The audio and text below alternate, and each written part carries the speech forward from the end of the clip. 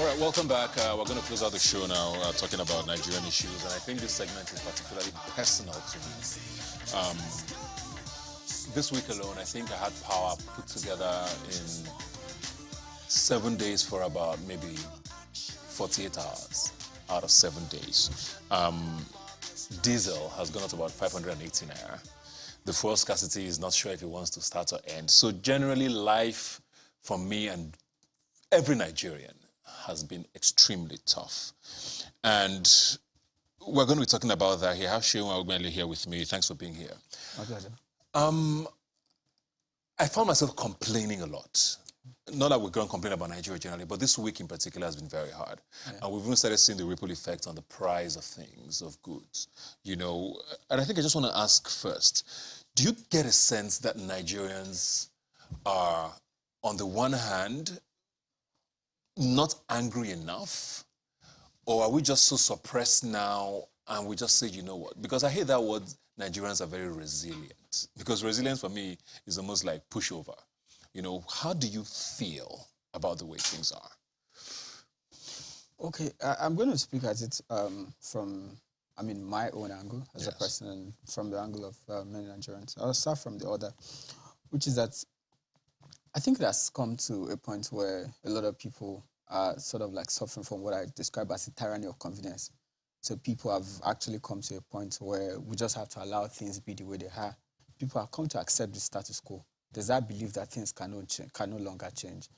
So people either try to find a way out, right? So you get to a point where people are constantly trying to devise a new means to get over every challenge. You know, there's fuel scarcity and people want to find a way to pay more. You know, you can't get access to, passport booklets. People want to pay more.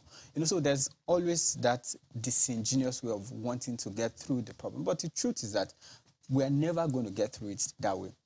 And until we begin to realize that Nigeria is all that we have, the Russia-Ukraine crisis has actually shown us that at some point we have to accept that home is all that we have.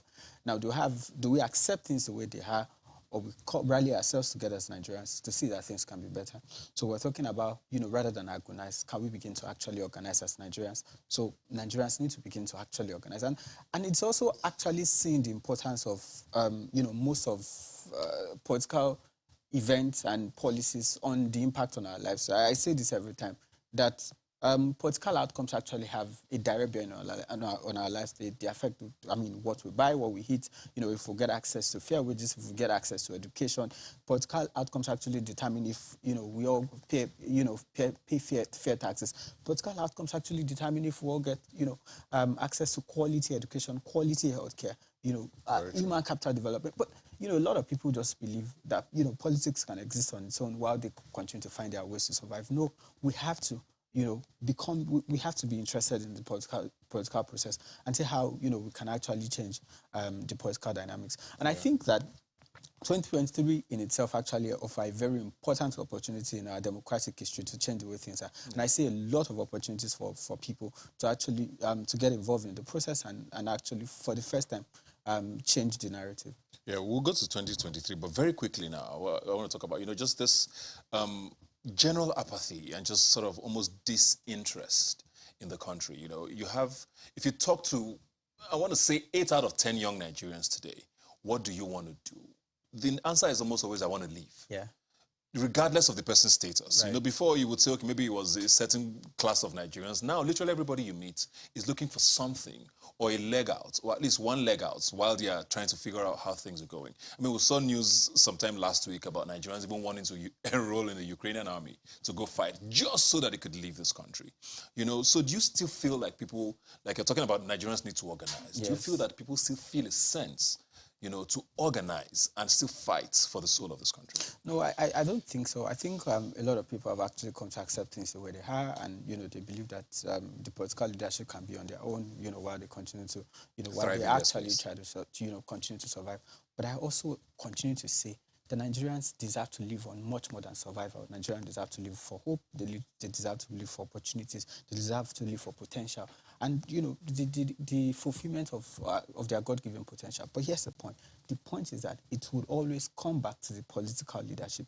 There is no how we are going to be able to dissociate the outcome of political leadership from our lives. So you're talking about First, you're talking about politics, you're talking about leadership and policy outcomes. So how do they actually have, what is the nexus between all of this on our lives? And I think that's one thing that we have to understand. Have Nigerians given up? Yes, totally. It's a total and complete failure of leadership. There is no better way to put it. The leadership has completely failed the people. In 2019, UNDP was saying something about the Human Development Index, HDI, Nigeria being 161, 189 countries. So you're talking about almost in all, based on all ramifications, the political leadership has completely failed the people. But the point is that things can actually change.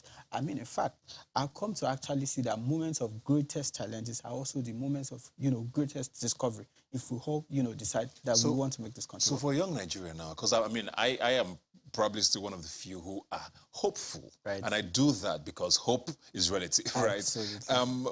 And I'm looking forward to 2023 and hoping that we get things right, But what does a young Nigerian need to do to get things right? What should we look out for? What does 2023 provide as, like you said, an opportunity to change things?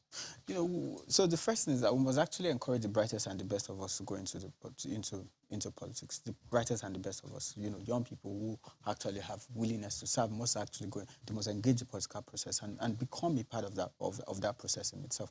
A lot of people say, politics is that, but I think that's pure idealism. And I think Barack Obama has actually warned us about the dangers of purity politics. You have to, at every point, you have to be able to actually engage the political process. You can't leave the political parties to themselves. In fact, I did say the other time that columnist Chidi Amuta once warned that we must actually occupy the political parties if things would actually change. So eventually we have to admit that the political parties remain the bastion and the unit of democratic development. So we must first occupy the political parties. Those who are, everyone can go into the political parties, but those who are not going to political parties, those who can afford to, it is no longer a choice, it is a must that we all must get our voters card. We must be interested in who comes out to run. What we have actually seen is that the less people get, the less participation you have on the day of election, is the easier it becomes to actually rig an election. Right? So if you have more people actually getting involved in the political process, coming out to vote on the day of election, engaging the political leadership, then things would most likely change. But I believe I'm a pragmatic. I believe that change can still come through this process. But I believe that we must actually unfold this political system and create a new one can actually emerge out of it, right? The present one has failed, but a new one can and must actually emerge out of it. And that's why our numbers have to come, particularly as young people. About 60% of this country's population are young people. So how can we mobilize our numbers to actually cause political? The other time in the 2019 election, we had barely 29 million people deciding for the entire country of about 201 million people. That is a dissonance. It speaks about a dissonance. So when you're talking about the numbers, the numbers can actually make a lot of difference. If young people do actually decide that we must take our fate into our hands and actually change the dynamics of political leadership. Thank you very much. That's a very good note to end. I hope people are listening, because the truth is, I know that everybody's disillusioned. People are tired. Despair. Exactly. Despair is a very good word, but we have to do it. Nobody's going to do it for us, and now is the time. Thank you very much for joining us today. My pleasure. Like I always say, you can follow the conversation on Twitter. Please use the hashtag #RubbingMinds when you send us a tweet. I'll see you next Sunday. Just let's go.